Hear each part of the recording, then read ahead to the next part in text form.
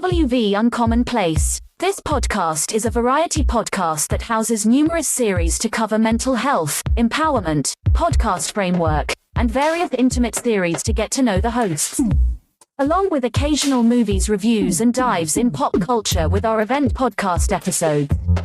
The Uncommonplace digs into bringing guests on that stories don't fit the mold and are very different. WV stands for the great state of West Virginia, and every quarter we cover something in West Virginia. Stacey and myself, JR, are your hosts, so please come along for this venture to our Uncommonplace.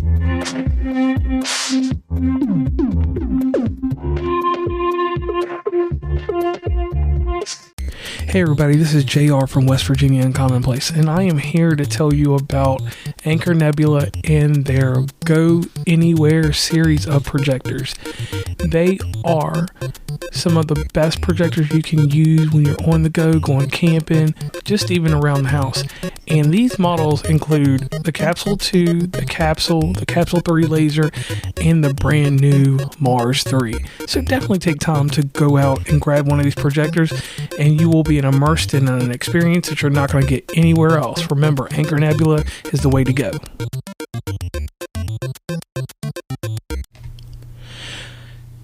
Welcome to West Virginia Uncommonplace.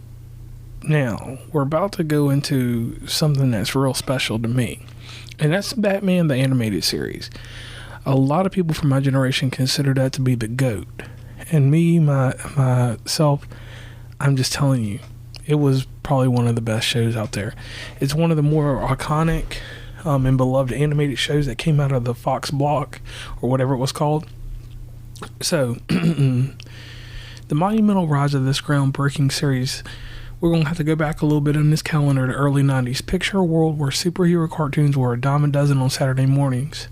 Yet, it was in the sea of animated capes and tights that the Batman animated series emerged as a beacon of excellence. Now, this came out in 1992. And this show just wasn't any other cartoon. This was an artistic masterpiece that seamlessly molded captivating narratives, stunning animation, and daring, mature tones that resonated with audiences of all ages. So for me, leaving school, this show came on at 2:30 or 3 o'clock, so I had to make sure I could get home early enough to see it. Now, when we started doing changes in the later part of elementary school with time, I didn't get to see this show very much, so I had to wait for it during the weekend. It was one of the shows that wasn't one of those like Saturday cartoons. Now, this animated gem unveiled Gotham City like no other, had brought to life through Art Deco inspired visuals that bestowed the city with a timeless, mesmerizing aura. And I'm talking about like the dark features, the symphony sounds, and all that stuff were remarkable. But stellar voice acting, Kevin Conroy, God rest his soul, as Batman, and Mark Hamill as the Joker breathed life into characters like never before. The creative geniuses of Bruce Timm and Paul Dini, alongside the dedicated team, forged a rich and immersive universe that ensnared viewers in this enchantment. And the thing here was, like, the visuals were so tight that when you heard that theme song come on, you knew that it was time. You knew it was the Batmobile was going to be coming down the road. You were going to see some things that you had not seen before. And it introduced a lot more characters and gave them good development and things like that.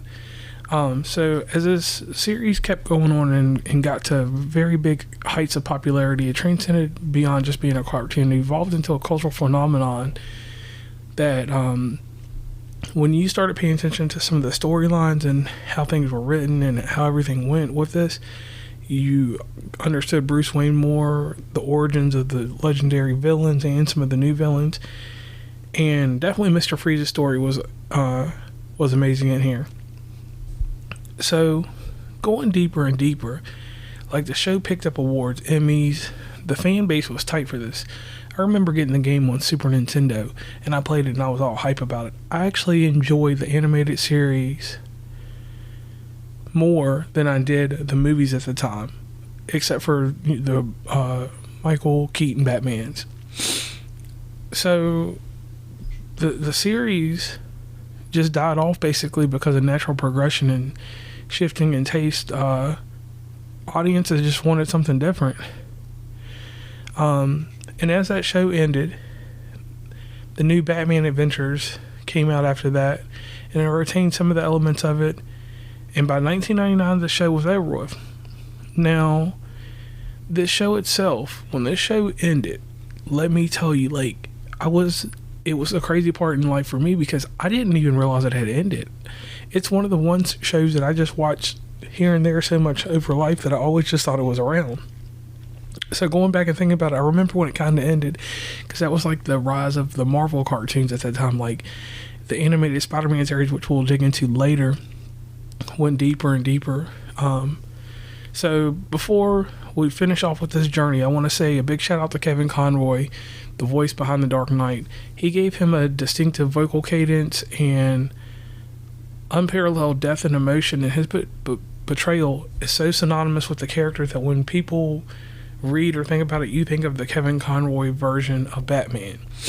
And this can be attested to all of the great animation that comes from DC as we speak right now. So I want to say this, just with this show, if you haven't had a chance to see it, this is one series, like, even if you're an adult, I will say this is something that's in the same veins as being up there with The Wire, The Simpsons, and all that other stuff. So, not to make this too long, but just to leave it right here like this, Batman animated series is one of the few ones in this whole Rise and Fall series that normally the fall would be pretty bad, but in this instance, that fall was not that bad because the show's still popular. People still holler for it. It's still one of the biggest things out there in the world when it comes to how you do an animation show and how you keep it going as long as it went. And with all the story arcs and everything else that they achieved with it, and even having its own movie, which is one of the best animated movies related to comic books if you get a chance to see it. And nothing else really much more to say about this. So once again, I'm JR, and like always, please get out here, seek the uncommon, and that's how you'll end up at West Virginia Uncommonplace. It can be hard to teach your kids about how their emotions can affect their actions and attitudes. Sometimes it is the smallest thing that can make us angry and react in unkind ways. What Should Dragon Do follows Dragon and her two roommates as they navigate the everyday irritations of living together. Dragon responds in anger when things don't always go her way. Through question and answer, kids learn how to choose patience and kindness and how to make better choices. Written by Stephanie Webb with beautiful and colorful illustrations by Kids Art, What Should Dragon Do will make you laugh as you read about Dragon and her adventures with her friends.